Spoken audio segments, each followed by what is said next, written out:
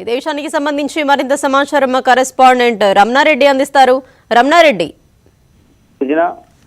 పూర్తిగా కూడా అసంబద్ధమైనటువంటి వ్యాఖ్యలు, అసభ్య పదజాలాలు వినియోగించినటువంటి పోసోని కృష్ణమురళి ఎట్టకేలకు పూర్తిగా కూడా కారాగారంలో బందీగా మారాడు. పూర్తిగా కూడా ఇష్టం వచ్చిన రీతిలో ఏదైతే అప్పటి ప్రతిపక్షంలో ఉన్నటువంటి చంద్రబాబును, అదేపైన పవన్ కళ్యాణ్, అలాగే టీవీ5 చైర్మన్ బిఆర్ నాయుడు గారి పైన అనుచితమైనటువంటి వ్యాఖ్యలు, అసందర్భమైనటువంటి ప్రజలను పేలినటువంటి పోసోని కృష్ణమురళి ఉదంతం ఎట్టకేలకు కారాగారానికి అయితే చేరినటువంటి పరిస్థితి. గత నిన్నటి రోజున పూర్తిగా 10 గంటల నుంచి సుదీర్ఘంగా 7 గంటల పైచిలకు ఇంట్రాగేషన్ లో అయితే పోసోని పాల్గొన్నాడు. పూర్తిగా కూడా సుదీర్ఘమైనటువంటి విచారణ అనంతరం రాత్రి 10 గంటలకు పూర్తిగా కూడా రైల్వే కోడూరు న్యాయస్థానానికి పోసోని కృష్ణమురళిని తరలించారు. అక్కడ దాదాపుగా తిరిగి మళ్ళీ 7 గంటలు వాదోపవాదనలు జరిగాయి కోర్టులో. పూర్తిగా కూడా ఈ జరిగినటువంటి పరిస్థితి. పూర్తిగా కూడా పోసోని కృష్ణమురళికి సంబంధించినటువంటి రిమాండ్ రిపోర్టులో సంచలన విషయాలు అయితే వెలుగు చూస్తున్నటువంటి పరిస్థితి. కేవలం అతనికి ఇచ్చినటువంటి చైర్మన్ సంబంధించినటువంటి పదవి నిమిత్తమే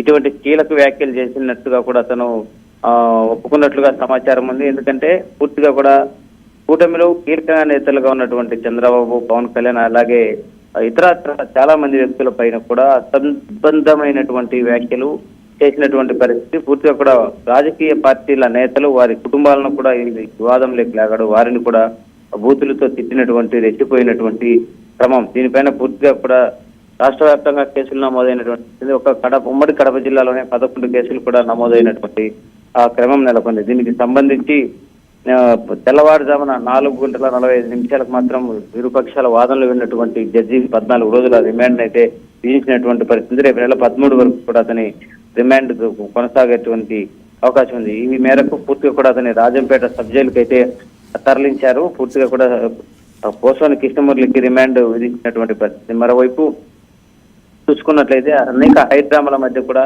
పోసోని అరెస్ట్ జరిగింది. పోసోనికి సంబంధించినటువంటి విచారణ కూడా జరిగింది.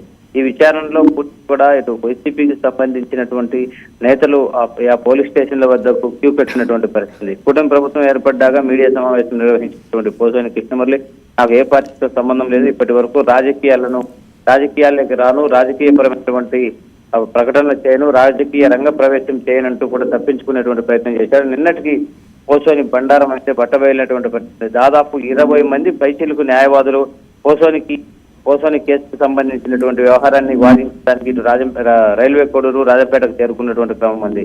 ఏకంగా వైసీపీలో కీలకంగా వ్యవహరించి వైసీపీ మద్దతుదారైనటువంటి పొన్నబోలు సుధాకర్ రెడ్డి సైతం కూడా రైల్వే కోడూరులోనే తిష్ట వేసినటువంటి క్రమం ఉంది.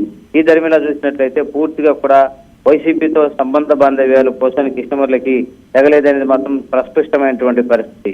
పూర్తిగా కూడా కూటమి ప్రభుత్వం ఏర్పడ్డాక తన చేసి కప్పుపుచ్చుకునేందుకే పోసోని కృష్ణమురళి ఇలాంటి వ్యాఖ్యలు చేశారు. తీవ్ర వ్యాఖ్యలు, అభ్యంతరకరమైనటువంటి పదజాల వినియోగంపై ఇప్పటికే కూడా అతని రిమాండ్ విధించినటువంటి పరిస్థితి ఉంది. Thank you Ramanareddy.